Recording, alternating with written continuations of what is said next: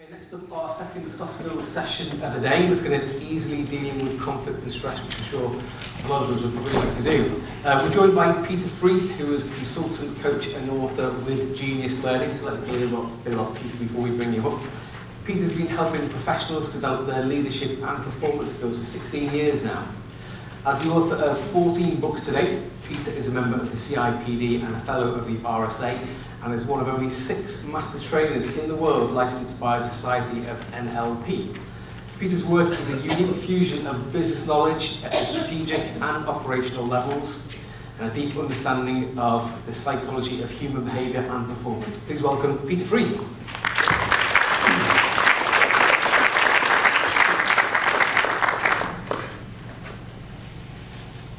Afternoon all. How you doing? Good, nice to see you all. Thanks for making the effort to come out this afternoon. Right then, so dealing with conflict and stress. How many of you ever experienced stress at work? Anybody?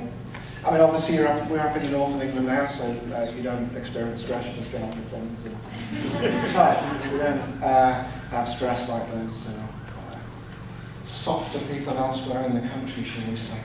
Like me. So the session today is about dealing with conflict and stress. How many of you ever experienced conflict in the office? Okay, so a few. Most of you probably resolve it quite nicely. So I had on a feedback form for the last session in Ipswich, somebody in Ipswich said these theories are all very well, but they don't work in practice. I've got to tell you that none of what I'm going to tell you today is a theory. All of this is practice taken from real people, real situations in businesses, not just in the UK, all over the world, large and small. And I've got to tell you that this stuff really does work. But it only works if you do it. And if you say, well, that's not going to work, then you are at least guaranteed to be right. And you would all rather be right than be happy. That's something I've noticed. So learning objective for today's session is understand the short and long-term effects of stress.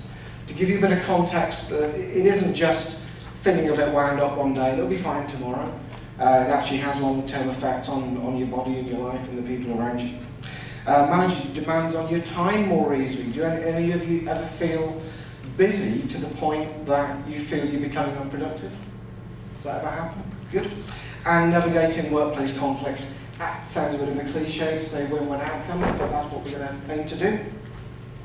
And first thing is understand stress. So stress reduces your performance and productivity. So it's not just about feeling a bit under pressure, feeling a bit rushed, feeling a bit, like you've had a busy day. It's much more than that. It measurably reduces your performance and productivity. It shortens your life. So some studies have shown that stress, a daily low level of stress will reduce your life by about 20 years. 20 years, if you think about it, that's a long time. I would certainly like to have 20 years of living. I mean, the things that I could do in 20 years, don't bear thinking about really. So why would you want to give that up? For what?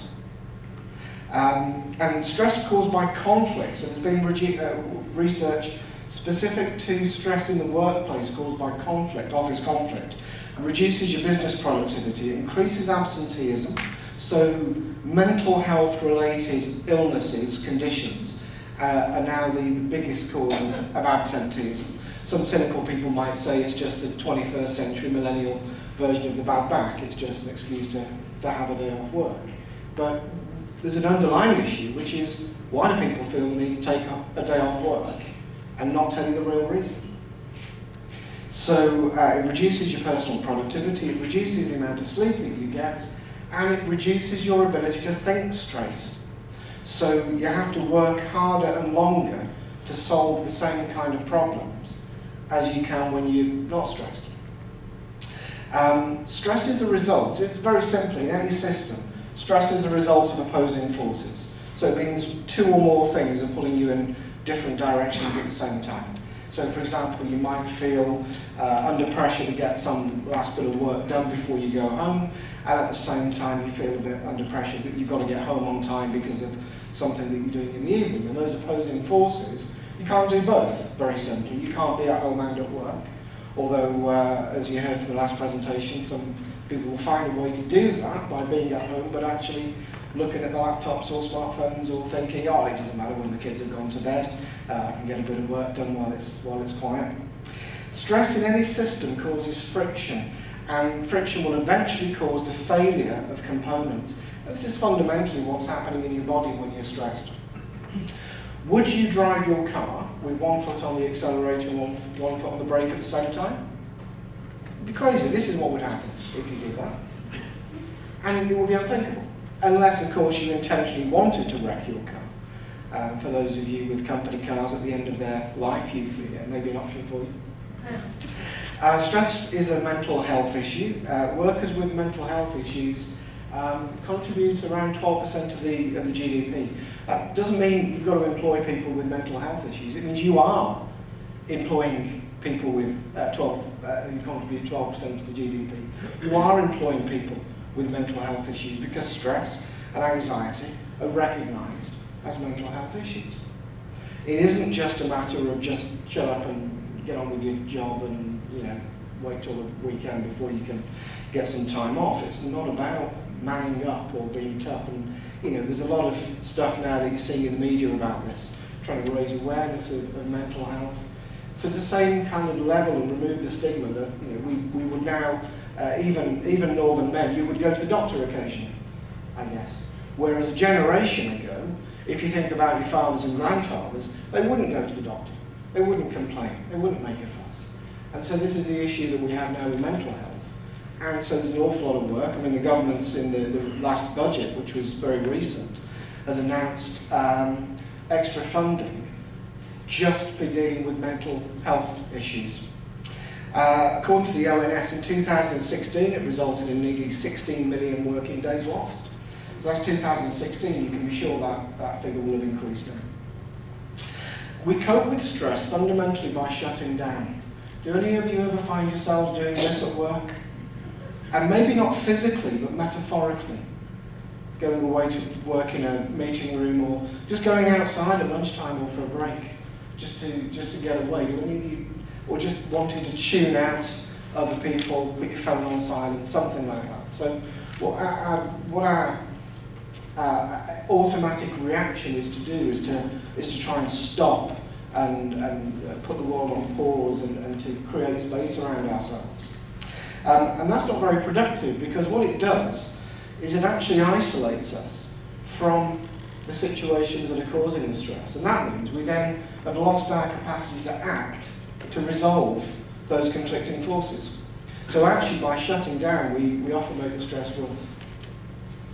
What we've got to do is avoid cycles of stress and self-medication. So a typical thing would be things are happening in the daytime that are leaving you feeling stressed, and then in the evenings you self-medicate in order to relieve that. So who self-medicates by going to the gym, for example, or going for a run in the evening? What about sugar? Who self-medicates with sugar? Chocolate on the way home. You come away from the office and you have to stop at the petrol station, you think, oh, I'll just have a bag of Maltesers because, it feels like a bit of a treat, and you kind of think, it's not really the answer, I shouldn't be, but it kind of feels nice. Who self-medicates by going home and maybe having a glass of wine before dinner or a beer, something like that. Having to do something in order to unwind. How many of you find that at the weekend or when you go on holiday, you spend some time having to unwind before you can start enjoying yourself? Do any of you find that? Why would you be wasting your own hard-earned personal time like that? Unwinding from something that shouldn't be winding you up in the first place. Doesn't seem fair, does it?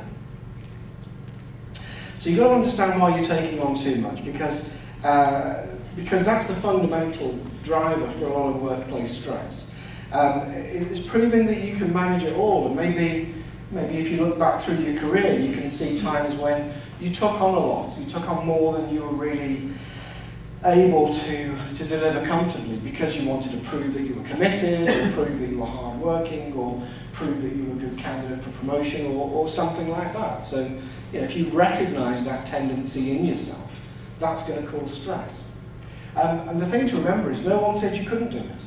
So, all right, I'm going to finish these 3 reports by the time I go. Nobody gave you that challenge. That came from you. Stress is caused by you, not by other people. Some people create stress for themselves by trying to prove they can do things better than anybody else. Would anybody here describe yourself as a perfectionist? It's excellent. Even a little bit. So perfectionists are constantly trying to prove that they can do something better. So you'll do a PowerPoint presentation, it's perfectly fine, and then you'll do it again and again, and you'll tweak a letter, you'll tweak a font, and you'll tweak an image, and you're going to make it better. Almost as if there's an unwritten, unspoken rule that says, whatever you do, it's not quite good enough. You can always do better. And you can always improve, that can be a useful driver. But when the driver is in control, that's not useful.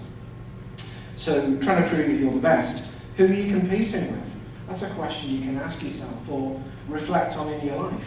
If you're trying to prove you're the best, you said you weren't. Who are you competing with? And trying to prove that you're successful. Have you ever looked out your bedroom window and wondered why you're working all those long hours to put a car on the drive just for the neighbours to look at? Then that's a sign that you're driven by a need to prove that you're successful. If you ever find yourself that you're doing things just to keep up with friends or neighbours or colleagues or stuff like that, to try and prove something about yourself, prove that you made it, prove that you could beat the odds, prove that you could beat the teacher at school that said you'd never amount to anything, that kind of thing. You'd be amazed in coaching, even executives, how often I hear these patterns that drive stress. These are incredibly common, and the stigma is we don't talk about them. But that's okay, you don't have to talk about it, I'm not going to ask you any questions. Nobody cares whether you're successful or not. The thing is that people are so in their own heads, worried about their own stuff in their own lives, they couldn't care less about you. So we don't have to do things for other people, because they're not looking anyway. So, resolving stress. You've got to understand why you're taking on too much in the first place. And fundamentally, you'll be doing it because it's driven by fear, fundamentally. Now, you don't like to think of yourself as a person who's motivated by fear. And the interesting thing is, most of the time, you will never feel it. It's that powerful. It will just give you a little gentle nudge away. So if you've ever found, for example, setting out to do something, like make a phone call, or write an email, or write a letter, that you anticipate is going to lead to some kind of conflict. And so you open up your email, you start writing it, dear Mr. or Mrs. whatever, and I'm just going to get a cup of coffee. And you go and do something else. And you come back a bit later, oh, I've got to write that email. And you write a couple more sentences, and then you think, oh, I'm just going to just check Facebook for a minute. And when you get to 5 o'clock, and you close all your other windows down on your computer, and you see that email is still there, not sent, that's an example of how powerful the fear of conflict is, and just giving you a little nudge in the wrong direction. And it always manifests as a distraction. Yeah, but I was busy. Yeah, but I had to do this other stuff. Yeah, but I did something really important instead. Or, yeah, but I did all these other things instead. And distraction can make you incredibly busy, but not focused. If that happens, so for example, you've got to send an email, write a letter, call somebody, whatever it might be, and you're avoiding that, then what you can think about is the second time you come back to that in a day and think, what stopped me from just sending that email or making that phone call the first time? What do I think is going to happen? And if that really happens, so what? If I call the customer and they're unhappy and they yell at me, well then what? What does it really mean to me? How important is it really? It's going to be important in the heat of the moment, but in the big scheme of things. So remember, the stress isn't caused by other people. Driving fast, being busy, being productive, driving fast will not damage a car engine. It's lack of maintenance that damages a car engine. So you having a full day and doing lots of stuff and having a very full life will not cause you any harm. It's the conflict, it's the lack of maintaining yourself that causes harm. Stress is caused by a barrier inside of you, and that barrier is fear, fundamentally. So if you take on too much work because of fear that you're not good enough, fear that you're being judged by somebody, fear that you're going to fail. And when you acknowledge the fear And the clues are around you, the things that you're distracted by, the things that you put off until another day. These are all clues, evidence that you leave in the world around you. Ask your family, they will tell you, because they will see the signs. When we're stressed, we change our behaviour because our perception of the world changes. So because the perception of the world changes, we don't notice, because the world always looks normal from our point of view. It's just other people suddenly become very irritating or needy. So it's other people that are to blame for the problem. But if you ask your family or your loved ones, they will tell you what stresses you. They will tell you when you're stressed, because they will see the changes in your behaviour that you don't. When you take control of the fear, no one can use it to coerce you into doing more work.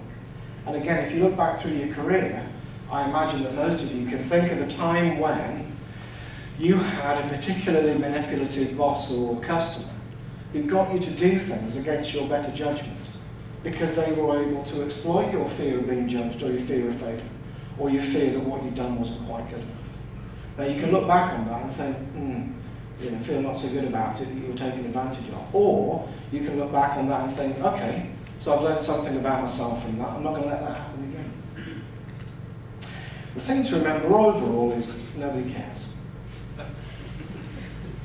Nobody cares about what you're doing or how you're doing it, or they're interested in what you can do for them. They're not interested in how difficult you make it for yourself. They're only interested in whether you did it or not. So, second learning objective is manage the demands on your time. I asked you if any of you ever felt busy, rushed, busy to the point of becoming unproductive. You can't manage time, so it's a bit of a trick question, because time passes at the same rate whatever you do. Every midnight you get another 24 hours. You don't have to earn them, you don't have to buy it, you don't have to do anything to get it. But you can't have any fewer and you can't have any more. You get 24 hours every day, whatever you like. And therefore you can't manage time, you can only manage what you choose to do in the time that you've got available. Intuitively, logically you know that already, and yet you still act as if you're trying to control time. If you don't control what you do with your time, you can guarantee that somebody else will. Is that what you want? Or do you want to be in control of what your priorities are during the day?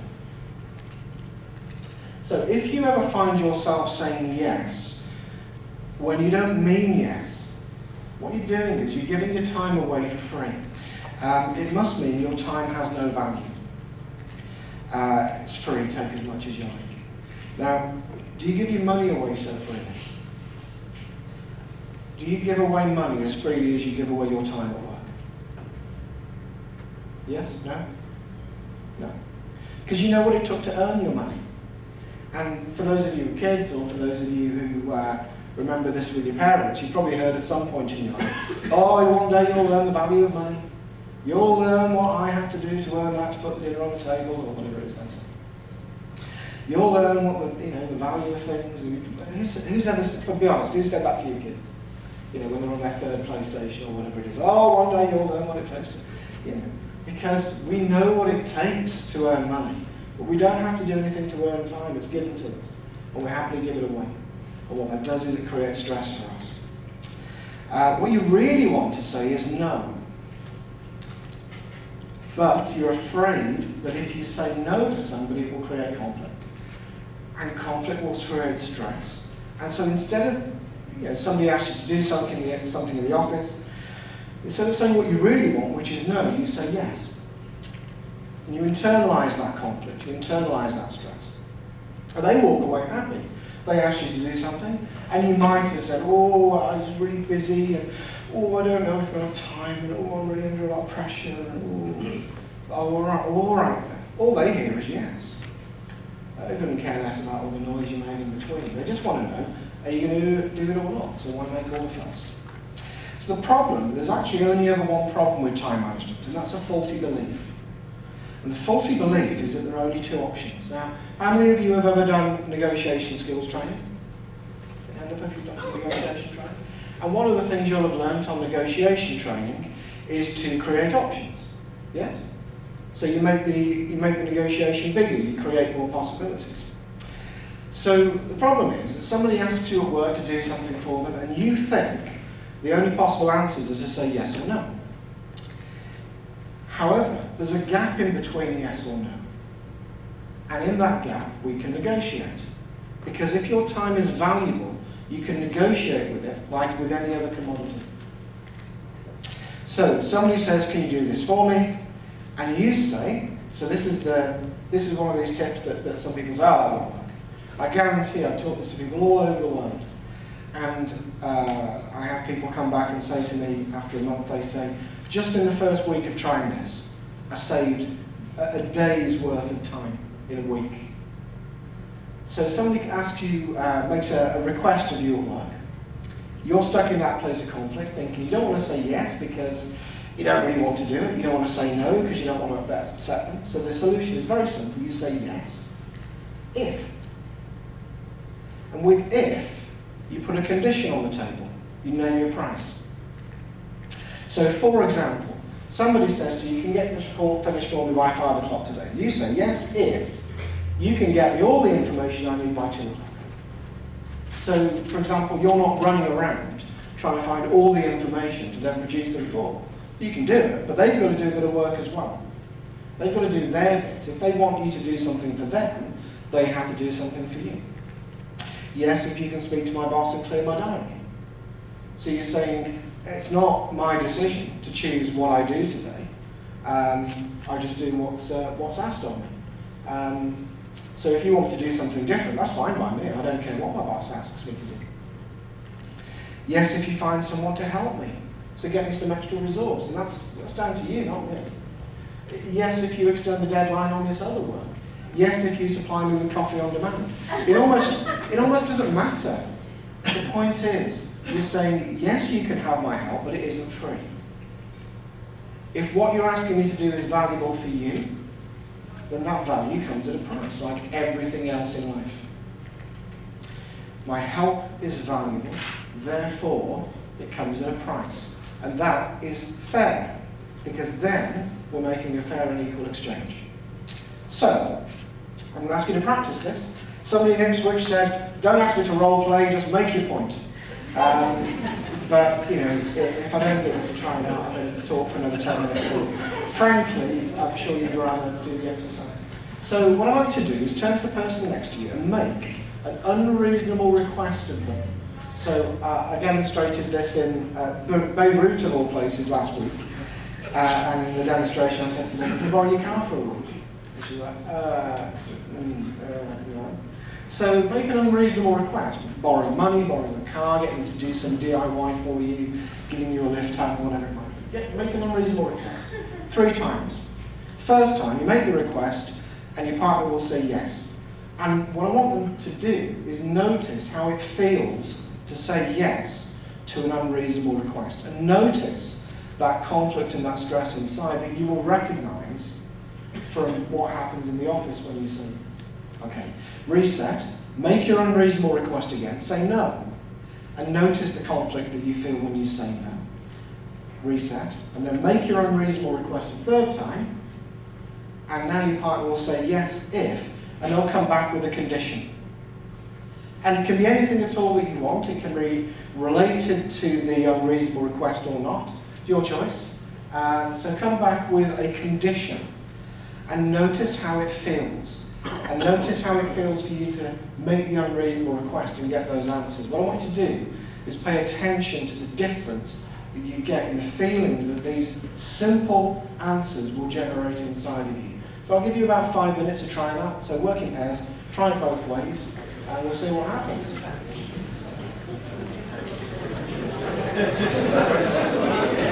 It sounds like you've all gone a bit quiet, so I'm guessing you've done the exercise, which is marvellous. You've done better than the people in Ipswich already. Did you find that when you said yes to the unreasonable request, did anybody feel like they were being pressured or coerced, or there was an expectation that you had to say, well, because that was an exercise, an expectation on you.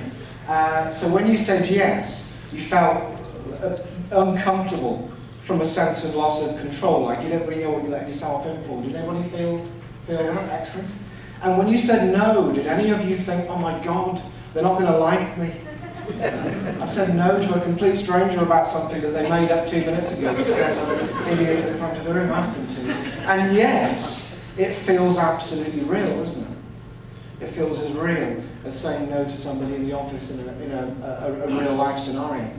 Because as far as your mind is concerned, of course, it is equally as real.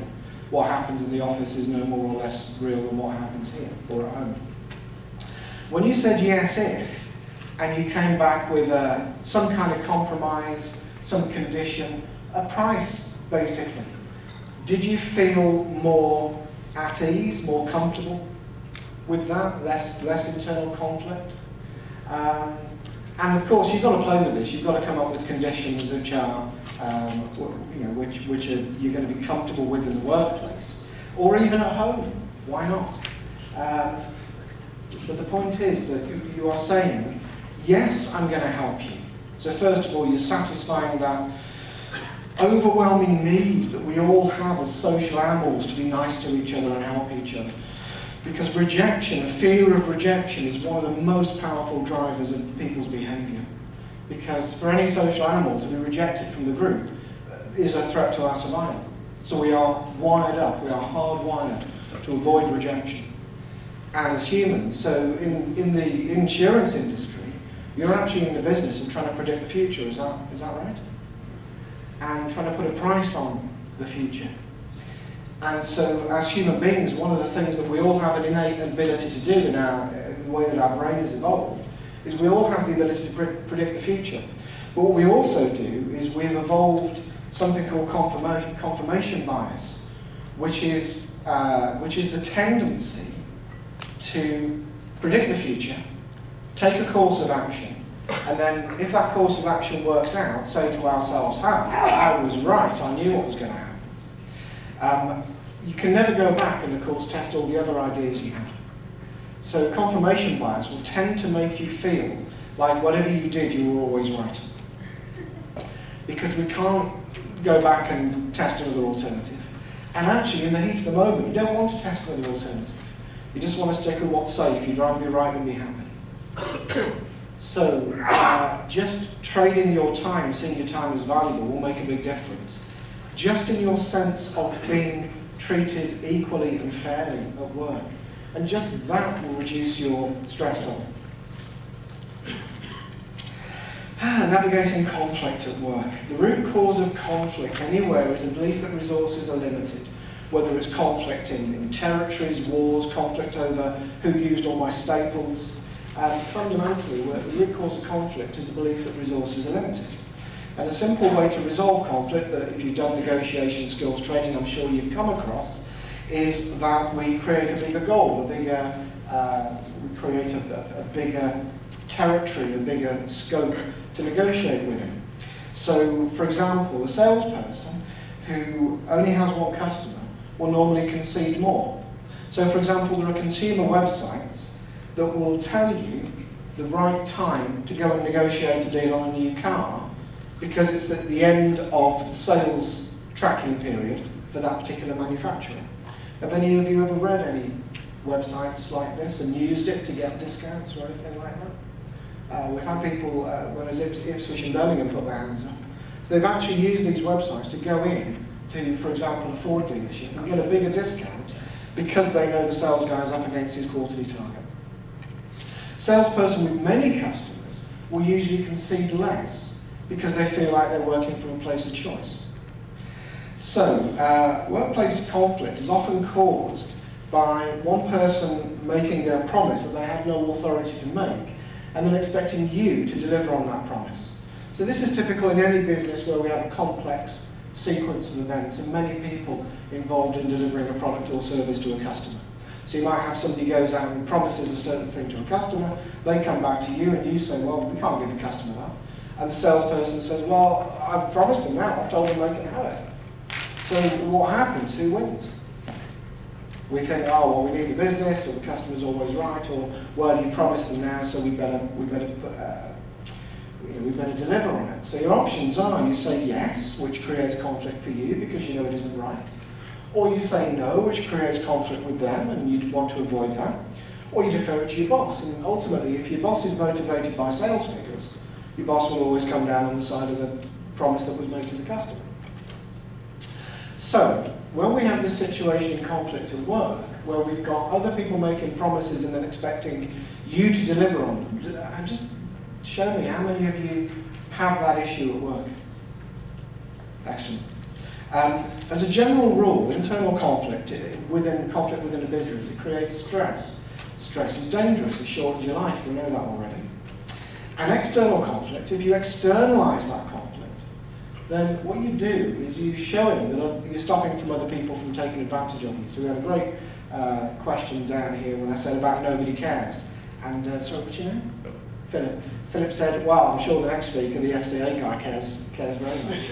And my suggestion to you is this.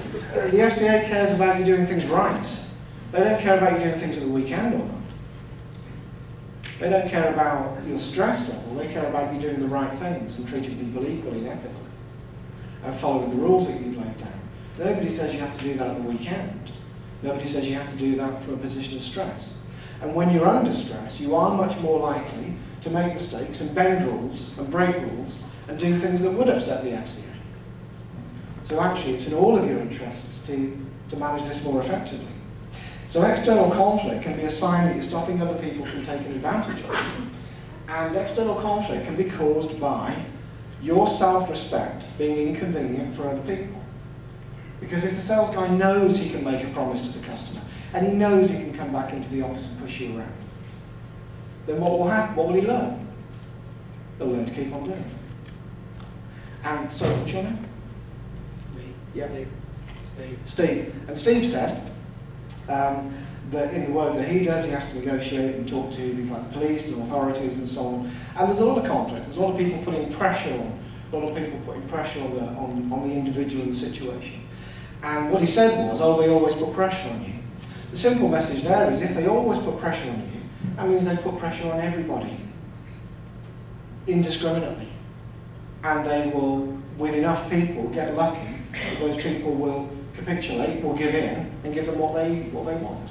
Why should that be you? If other people are going to give in, why should that dictate your behaviour? How is it a bad thing? So, what we've covered is resolving stress. What are you trying to prove? Remember that nobody cares. Value your time because it's valuable. It comes at a price.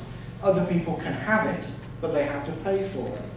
And enjoy conflict because it's a sign of you externalizing your self-respect.